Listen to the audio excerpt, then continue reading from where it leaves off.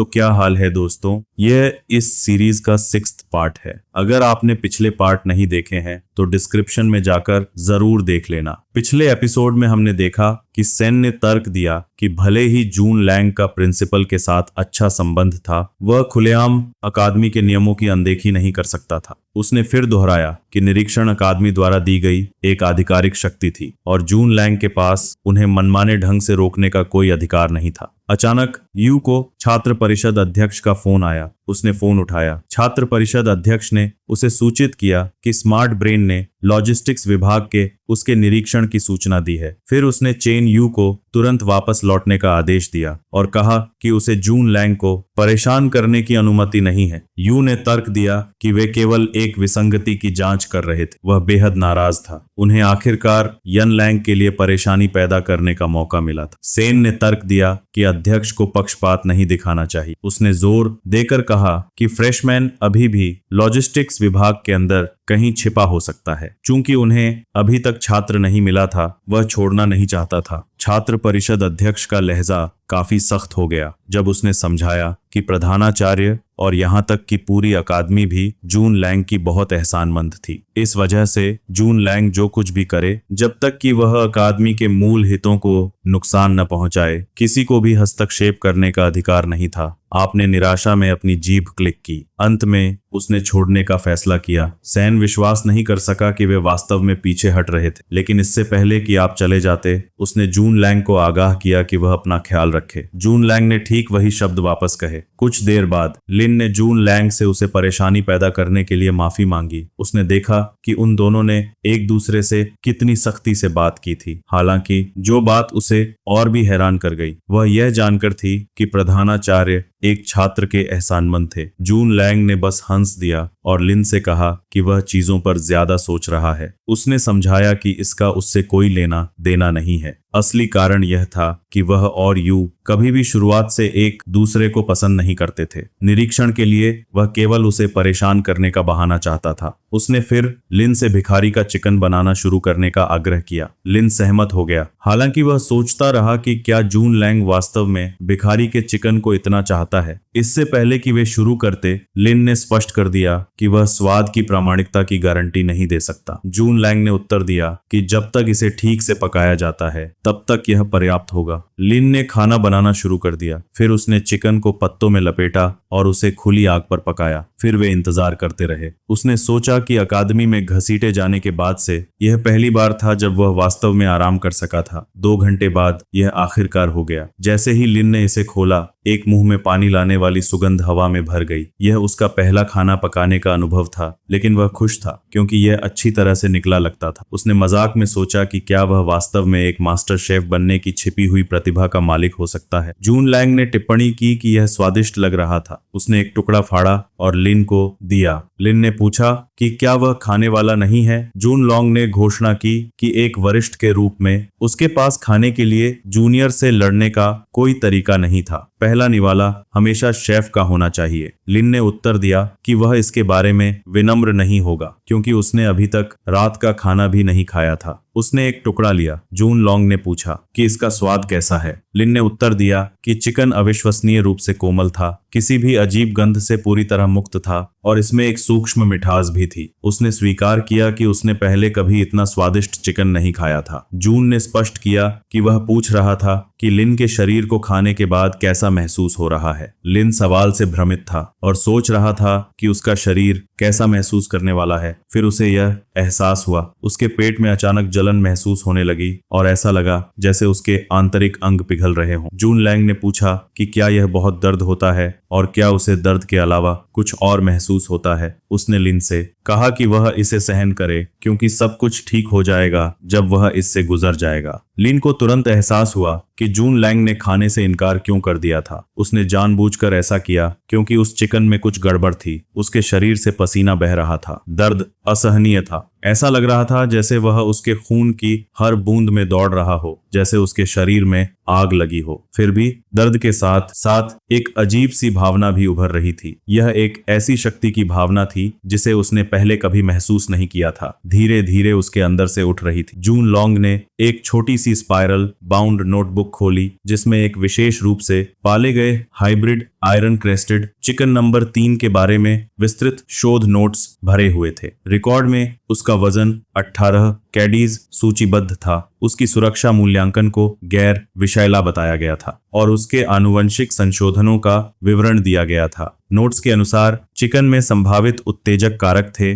जो किसी व्यक्ति के बुनियादी गुणों को महत्वपूर्ण रूप से बढ़ा सकते थे। हालांकि रिकॉर्ड में यह भी चेतावनी दी गई थी कि उत्तेजना प्रक्रिया के दौरान एक शक्तिशाली अस्वीकृति प्रतिक्रिया हो सकती है और कोई भी लाभ केवल विषय के जागने के बाद ही स्पष्ट होगा। उसने नोटबुक में लिखा कि कई पीढ़ियों के क्रॉस ब्रीडिंग के बावजूद सेवन के बाद भी एक मजबूत अस्वीकृति प्रतिक्रिया हुई और सुधार की आवश्यकता होगी। जहां तक वृद्धि के प्रभावों का सवाल है, उसे अंतिम परिणामों की पुष्टि करने के लिए लिन के जागने का इंतजार करना होगा। अगले दिन लॉजिस्टिक्स विभाग में कमरा पूरी तरह से अस्त व्यस्त था। लिन धीरे धीरे उठा, हालांकि उसका सिर अभी भी घूम रहा था। जून लॉन्ग ने देखा कि वह आखिरकार जाग गया था। लिन उस पर बहुत गुस्सा था। उसने उस आदमी पर भरोसा किया था और उसका इस्तेमाल एक गिनी पिग के रूप में किया गया था। जून लॉन्ग ने समझाया कि उसने पहले खुद पर इसका परीक्षण किया था ताकि वह गारंटी दे सके कि लिन की जान को कोई खतरा नहीं है। लिन चिल्लाया कि वह दर्द से मर ही रहा था। उसने बड़बड़ाया कि जिंदा रहने के लिए इतनी मेहनत करने के बाद अगर वह एक भोजन की वजह से मर जाता तो वह भूत बनकर भी जून लैंग को कभी माफ नहीं करता। जून लैंग ने उसे शांत करने की कोशिश की और बताया कि वह अब ठीक है और उसे गुस्सा न करने के लिए कहा। इसके बजाय उसने लिन से अपना स्टेट पैनल देखने का आग्रह किया। लिन को शक हुआ। जून ने उसे विश्वास करने के लिए कहा और वादा किया कि वह सुखद आश्चर्यचकित होगा। लिन ने उसे घूर कर देखा और एक आखिरी बार उस पर भरोसा करने का फैसला किया।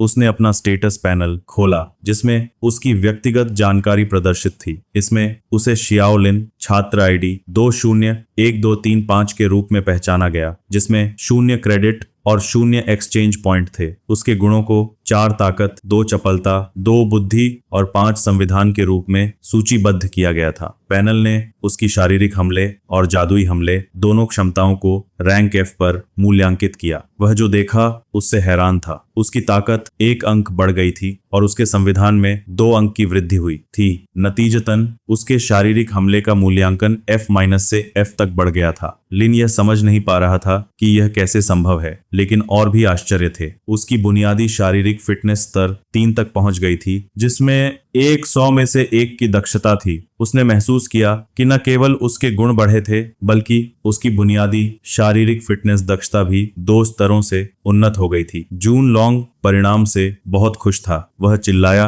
कि यह वास्तव में काम कर गया। लिन ने बताया कि एक गिनी पिग के रूप में जिस पर प्रयोग किया गया था वह सच्चाई जानने का हकदार था। उसने पूछा कि जो असर वो महसूस कर रहा था, कहीं उसकी वजह वो मुर्गा तो नहीं था। लैन ने उसे बैठने को कहा ताकि वो आराम से बात कर सकें। उसने समझाया कि उस जीव को हाइब्रिड आयरन क्रेस्टेड चिकन कहते हैं। यह एक नई नस्ल थी जिसे उसने साधारण घरेलू मुर्गे और सामान्य दुनिया के आयरन क्रेस्टेड पक्षी के मेल से बनाया था। फिर उसने लिन से पूछा कि क्या उसने पहले कभी ट्रांसमाइग्रेशन नॉवेल उपन्यास पढ़े हैं। लिन ने जवाब दिया कि उसने पढ़े थे। उसने लिन से कहा कि वो कल्पना करे कि एक आदिमानव अचानक आधुनिक समाज में आ गया हो, और फिर पूछा कि ऐसा आदमी कितने समय तक जीवित रह पाएगा। लिन ने कहा कि उसने पहले ऐसी थ्योरी सुनी है। उसने समझाया कि अगर कोई आदिमानव अचानक आधुनिक दुनिया में आ जाए तो उसकी इम्यून सिस्टम नए माहौल में ढल नहीं पाएगी। आधुनिक रोगजनित उसे जल्दी से घेर लेंगे और वो ज्यादा समय तक जीवित नहीं रह पाएगा। जूलोंग ने उससे कहा कि वो बिल्कुल सही है। सामान्य दुनिया और ब्लू स्टार 2 बिल्कुल अलग दुनिया थी। इस वजह से एक सामान्य व्यक्ति का शरीर ही नए दुनिया के माहौल को झेलने के लिए काफी नहीं था। इसीलिए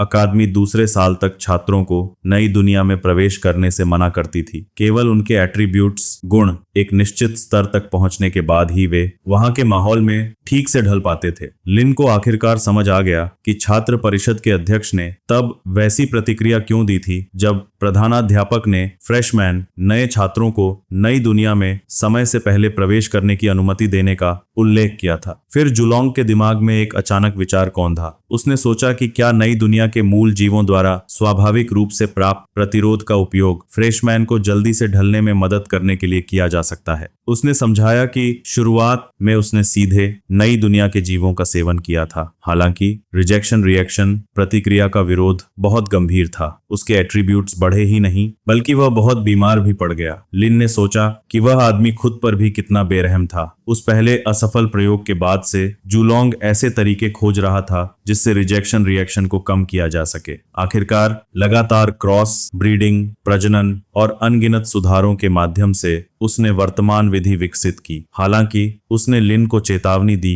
कि इस तरह की डाइट थेरेपी आहार चिकित्सा से प्रतिरोध बनता है। नतीजतन यह केवल पहली बार प्रभावी होता था जब कोई व्यक्ति किसी विशेष नस्ल का सेवन करता था। लिन ने समझदारी से सिर हिलाया। उसने बताया कि अगर लोग सिर्फ खाकर अपने एट्रीब्यूट्स को अनंत रूप से बढ़ा सकते तो अकादमी को पहले स्थान पर फिजिकल ट्रेनिंग कोर्स, शारीरिक प्रशिक्षण पाठ्यक्रम स्थापित करने का कोई मतलब नहीं होता। जुलोंग ने पूछा कि वो इसके बारे में क्या सोचता है। उसने बताया कि हालांकि हाइब्रिड आयरन क्रेस्टेड चिकन का लिन पर अब कोई असर नहीं होगा, फिर भी अन्य खाने योग्य हाइब्रिड नस्लें बहुत सारी उपलब्ध थीं। लिन ने तुरंत समझ लिया कि वह क्या कहना चाह रहा था। वह आदमी बस एक इच्छुक और मुफ्त गिनी पिग परीक्षण का बकरा ढूंढ रहा था। जुलोंग बस हंसा। लिन मान गया, लेकिन इस शर्त पर कि उसकी जान कभी खतरे में नहीं डाली जाएगी। जुलोंग ने उसे आश्वासन दिया कि ऐसा नहीं होगा। लिन ने कहा कि उसे क्लास में वापस जाना चाहिए। जाने से पहले उसने पूछा कि वह कितने समय से बेहोश था। जुलोंग ने जवाब दिया कि वह 2 दिन से बाहर था। लिन पूरी तरह से चौंक गया। उसे तुरंत चिंता हुई कि उसके क्रेडिट शायद पहले ही नेगेटिवली ऋणात्मक में चले गए होंगे। जुलोंग ने उसे आराम करने को कहा। उसने दावा किया कि उसके ऊंचे लोगों से संपर्क थे, इस वजह से लिन की छुट्टी पहले ही मंजूर हो चुकी थी। उस समय से आगे अगर वह रात में डॉर्म छात्रावास लौटने के बजाय जुलोंग के साथ समय बिताता तो कोई समस्या नहीं होती। लिन ने राहत की सांस ली। उसने अलविदा कहा और जाने की तैयारी करने लगा। जुलोंग ने उसे रात में वापस आने की याद दिलाई। कैंटीन में शियाओ अकेले खा रही थी। उसने डेलन को दूसरी मेज पर सेन से बात करते हुए सुना। सेन गुस्से में था। उसने डेलन से कहा कि लिन से जुड़े मामले को न उठाए क्योंकि वह डांट खाने के कारण अभी भी गुस्से में था। डेलन ने तर्क दिया कि वह अभी भी इसे स्वीकार नहीं कर सकता। उन्होंने लिन को प्रशिक्षण मैदान में बंद कर दिया था और उसके नियमों को तोड़ने का इंतजार कर रहे थे ताकि वे उसे पकड़ सकें। फिर भी किसी तरह वह लड़का 2 दिनों के लिए गायब हो गया था। उसने दिन भर पूछताछ की और सीखा कि न केवल लिन ने अंक कटने या निष्कासित होने से बचा था बल्कि वह लॉजिस्टिक्स विभाग के जून लैंग से भी जुड़ा हुआ था। शियाओ ने बातचीत सुनी और महसूस किया कि उसने पिछले 2 दिनों से लिन को भी नहीं देखा था। जब किसी ने अचानक उसके सामने एक फूड ट्रे रखी तो वह चौंक गई। वह लिन था। उसने तुरंत पूछा कि वह पिछले 2 दिनों से क्या कर रहा था। लिन ने जवाब दिया कि यह एक लंबी कहानी थी और वह बाद में सब कुछ समझाएगा। डेलिन ने उसे देखा। उसे विश्वास नहीं हो रहा था कि लिन में वास्तव में कैंटीन में आने का साहस था। वह उसके पास गया और अपने संसाधन पूर्ण अभिनय वर्ग मॉनिटर के रूप में उसका अभिवादन किया। उसने बताया कि लिन 2 दिनों से क्लास से अनुपस्थित था और पूरी तरह से गायब हो गया था। उस कारण से उसने मान लिया था कि लिन को अकादमी के नियमों का उल्लंघन करने के लिए निष्कासित कर दिया गया था। सैन ने उसे तमाशा करने से रोकने की कोशिश की। उसने जोड़ा कि उसने सुना था कि लिन बहुत मेहनत कर रहा था। हालांकि उसने उसे अपनी कोशिश बर्बाद न करने की सलाह दी क्योंकि कूड़ा हमेशा कूड़ा ही रहेगा, चाहे वह कितनी भी मेहनत करे। उसने उसे ताना मारना जारी रखा, यह कहते हुए कि लिन चाहे किसी के भी पैर से चिपके। उनके बीच का अंतर कुछ ऐसा था जिसे लिन अपने पूरे जीवन में कभी भी पार नहीं कर पाएगा। लिन ने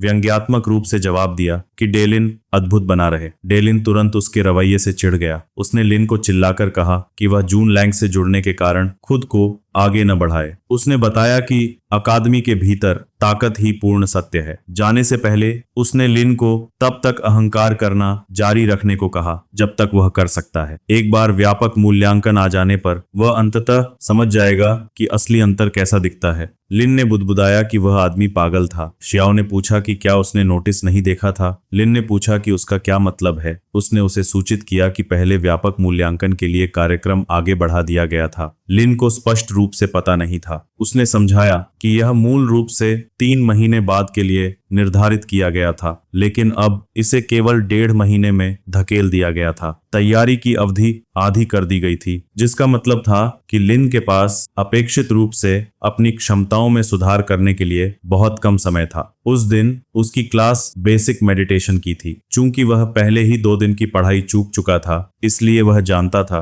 कि उसे खोए हुए समय की भरपाई करनी होगी, अन्यथा शीर्ष 3 की तो बात ही छोड़िए, वह शायद मूल्यांकन पास भी न कर पाए। बेसिक मेडिटेशन के लिए स्थानापन्न प्रशिक्षक लिमिंग नाम का एक तीसरे वर्ष का छात्र था। उसने तुरंत पूछा कि क्या वह शोलिन नाम का बच्चा था। उसने टिप्पणी की कि वह वही था जिसने चंगना को धमकाया था। उसकी तलवारबाजी की क्लास में गड़बड़ी पैदा की थी और उसे उसकी अत्यधिक महत्वाकांक्षी और अनादरपूर्ण अनुरोध पर सहमत होने के लिए मजबूर भी किया था। लिन ने जवाब दिया कि वह गलत समझ गई थी। उसने समझाया कि उसने कभी चंगना को नहीं धमकाया था। उसने स्वयं उसकी क्षमताओं का परीक्षण करने का निर्णय लिया था और उसने बस अपने प्रयासों से उत्तीर्ण किया था। मिंग ने तुरंत इसे बकवास बताया। उसने सुना था कि लिन ने जादू और मार्शल आर्ट्स के दोहरे संवर्धन को आगे बढ़ाने पर जोर दिया। चुंगना ने उसे वास्तविक सद्भावना से सलाह दी थी, लेकिन उसने सुनने से इनकार कर दिया और उसे धमकाने के लिए छात्र परिषद अध्यक्ष को भी ले आया। उसने चिल्लाकर कहा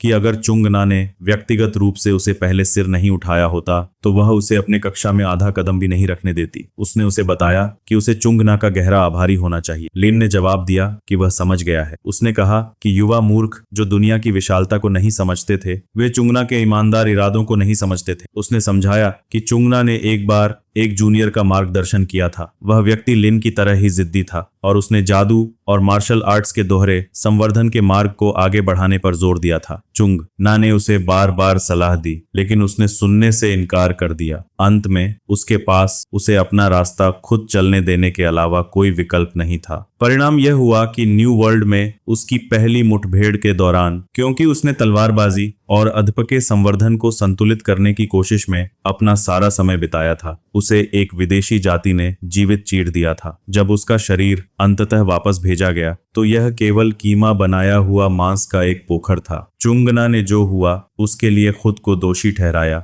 और घटना एक आजीवन दुःस्वप्न बन गया जिसने उसे प्रेतवाधित किया। मेलिंग ने बोलना बंद कर दिया। वह मुश्किल से अपने आंसू रोक पा रही थी। लिन को अंततः एहसास हुआ कि चंगा उसके दोहरे संवर्धन के मार्ग का विरोध कर रहा था, इसलिए नहीं कि वह उसे नीची निगाह से देखती थी, बल्कि इसलिए कि उसने पहले ही बिल्कुल वैसी ही त्रासदी देखी थी। उसने जवाब दिया कि वह समझ गया है। उसने माइलिंग को आश्वासन दिया कि वह ऐसी त्रासदी को अपने ऊपर कभी नहीं होने देगा। उसने समझाया कि इसके विपरीत वह जो कुछ भी कर रहा था वह सब नई दुनिया में जीवित रहने के लिए था। उसने उपहास किया और टिप्पणी की कि वह निश्चित रूप से बड़ी बातें करता है। फिर उसने स्पष्ट रूप से उसे सूचित किया कि वह उसे छोड़े गए 2 दिनों के लिए कोई निजी मेकअप सबक नहीं देगी। उसे चीजों का पता खुद लगाना होगा। लिन ने जवाब दिया कि वह समझ गया है। शियाओ ने उसे हाथ हिलाया और संकेत दिया कि उसके बगल में एक खाली सीट है। फिर उसने पिछले 2 दिनों के नोट्स सौंप दिए। लिन ने उसे धन्यवाद दिया। वह कक्षा में पीछे रह जाने के बारे में चिंतित था, इसलिए वह राहत महसूस कर रहा था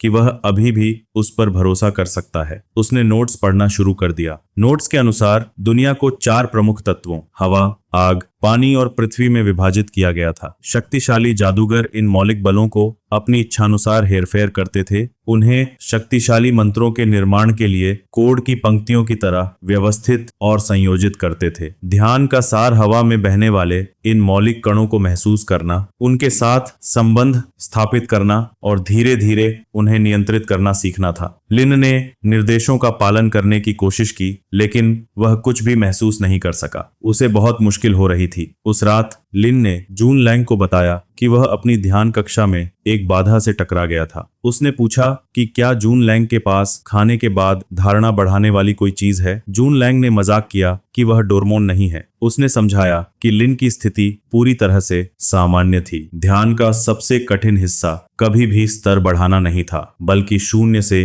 1 तक पहला कदम उठाना था। बहुत से लोगों के लिए 1 से 50 तक जाने में केवल 1 या 2 सप्ताह लग सकते हैं, लेकिन 0 से 1 तक जाने में आसानी से 1 या 2 महीने लग सकते हैं। लिन इतना इंतजार नहीं कर सकता था। पहली व्यापक मूल्यांकन से पहले 1 महीने से थोड़ा अधिक समय बचा था, इसलिए उसे अपनी ताकत के हर पहलू को यथासंभव सुधारने की आवश्यकता थी। इससे पहले जून लैंग ने उसे उन सहपाठियों से मदद लेने की सलाह दी थी जिन्होंने जादू प्रणाली पाठ्यक्रमों में दाखिला लिया था। बुनियादी तौर पर मौलिक बोध बुद्धि से जुड़ा होता था। जितनी ज्यादा बुद्धि तत्वों के प्रति उतनी ज्यादा संवेदनशीलता और शुरुआती बाधा को पार करना उतना ही आसान। लिन को अचानक याद आया कि क्लास मॉनिटर होने के नाते उसे अपने सहपाठियों के बुनियादी आंकड़े देखने का अधिकार था और सबसे ज्यादा बुद्धिमान व्यक्ति शियाओ युई थी। उसने उसकी प्रोफाइल खोली और जो देखा उससे हैरान रह गया। जानकारी के अनुसार शियाओ युई के पास जीने के लिए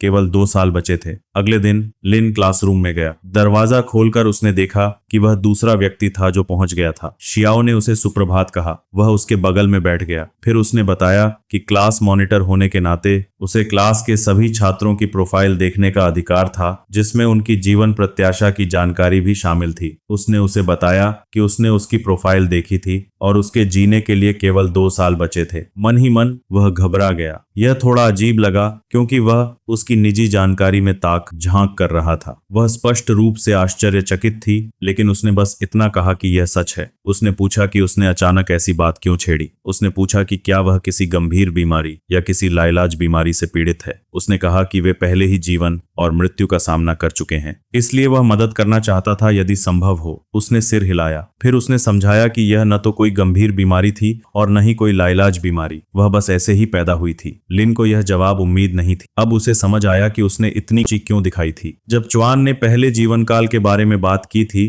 तो उसने समझाया था कि शायद उसने शिक्षकों से सुना होगा कि जो छात्र प्रवेश परीक्षा में असफल होते हैं उन्हें ब्लूएस्ट स्टार वापस भेज दिया जाएगा। ज्यादातर लोगों के लिए घर वापस लौटना कोई बड़ी बात नहीं होगी, लेकिन उसके लिए वापस भेजे जाने का मतलब केवल 2 साल जीना था और अपनी किस्मत बदलने का कोई रास्ता नहीं था। हालांकि उसकी मदद से वह अकादमी में रह पाई और अपना एकमात्र मौका भुना सकी, इसलिए उसने उसे ईमानदारी से धन्यवाद दिया। लिन थोड़ा शर्मा गया और जवाब दिया कि कोई बात नहीं। जैसा कि उसने कहा था, वे उस समय बस अपने पुरस्कारों को अधिकतम करने की कोशिश कर रहे थे। यह एक पारस्परिक रूप से लाभकारी व्यवस्था और जीत जीत की स्थिति थी। उसने उससे कहा कि अगर उसे कभी मदद की जरूरत हो तो वह किसी भी समय उसके पास आ सकती है। प्रवेश परीक्षा एक साथ उत्तीर्ण करने के बाद उसने उसे लंबे समय से एक दोस्त माना था। दरवाजे से अचानक एक शोर आया, फिर मेलिंग अंदर आई और बुदबुदाते हुए कहा कि उसे उन छोटे बच्चों को फिर से पढ़ाना होगा। अगर उसे पता होता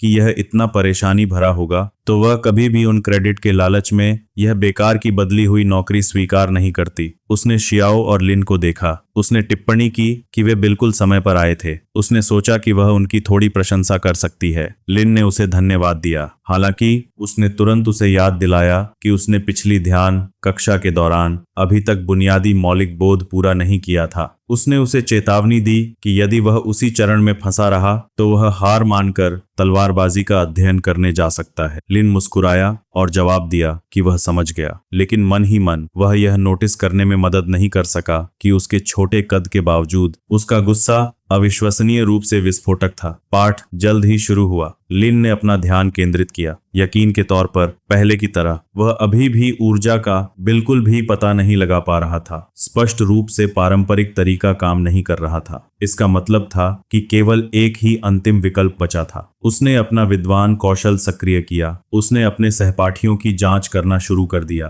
पहले छात्र ने कोई पता लगाने योग्य कौशल नहीं दिखाया तो उसने एक और क्लासमेट को चेक किया और उसे एक स्किल डिटेक्ट होने का नोटिफिकेशन मिला। वह बेसिक मेडिटेशन लेवल 1 कॉपी कर सकता था। इससे उसे पता चला कि ज्यादातर स्टूडेंट्स लेवल 0 पर अटके हुए थे, जबकि कुछ ही ने लेवल 1 तक मुश्किल से पार पाया था। फिर उसने शियाओ युई को देखा और उसकी 36 की इंटेलिजेंस के हिसाब से मैजिक में उसकी टैलेंट बाकी सबसे कहीं बढ़कर थी। सिस्टम ने एक कॉपी करने लायक स्किल डिटेक्ट की, बेसिक मेडिटेशन लेवल 6। उसने स्किल कॉपी कर ली और ड्यूरेशन 3 मिनट के लिए सेट कर दी। पहली बार उसने एक मैजिशियन की नजरों से दुनिया को देखा। उसने तुरंत फैसला किया कि जब तक यह उधार ली हुई बेसिक मेडिटेशन का असर है तब तक उसका पूरा फायदा उठाना चाहिए। उसने ध्यान से एलिमेंटल परसेप्शन के एहसास को याद किया और उसे खुद के लिए स्किल अनलॉक करने की कोशिश की। इसी बीच मेलिंग यूं ही किताब पढ़ रही थी। उसके मन में क्लास इतनी बोरिंग थी कि उसका मन कर रहा था कि वह चुपके से निकल जाए और चुंग ना के साथ घूमने चली जाए। वह सोच रही थी कि ये बच्चे मैजिक को बहुत ही ज्यादा सिंपल समझते हैं। एलिमेंटल परसेप्शन को तोड़ना कभी आसान नहीं रहा। पूरी क्लास में सिर्फ शियाओ को ही कुछ हद तक टैलेंटेड कहा जा सकता था। तभी उसने अचानक कुछ देखा। कमरे की एलिमेंटल एनर्जी लिन की ओर इकट्ठा हो रही थी। वह जो देख रही थी उस पर उसे विश्वास नहीं हो रहा था। आखिर लिन की इंटेलिजेंस सिर्फ 2 पॉइंट थी। लिन के दिमाग में एक नोटिफिकेशन साउंड बजा। सिस्टम ने उसे सूचित किया कि उसने सफलतापूर्वक बेसिक मेडिटेशन स्किल अनलॉक कर ली है। उसका करंट लेवल 1 था और प्रोफिशिएंसी 100 में से 0 थी। जैसा कि जून लैंग ने कहा था, एक बार जब वह सफलतापूर्वक एलिमेंटल एनर्जी के अस्तित्व को महसूस कर लेता है तो वह बेसिक मेडिटेशन स्किल अनलॉक कर सकता है। मेलिंग तुरंत उसके पास चली गई। उसने बताया कि कल ही वह एलिमेंटल परसेप्शन के किनारे को भी छू नहीं पा रहा था, फिर भी आज उसने इतना बड़ा हंगामा कर दिया था। उसने सच जानने की मांग की। उसने किस बेशर्म ट्रिक का इस्तेमाल किया था। इसी के साथ ये एपिसोड खत्म करते हैं और इसी के साथ ये एपिसोड खत्म होता है और अब से इस सीरीज के चैप्टर हर हफ्ते चैनल पर आया करेंगे। बस इसी के साथ आपसे विदा लेता हूँ। मिलते हैं अगले वीडियो में। Thanks for watching.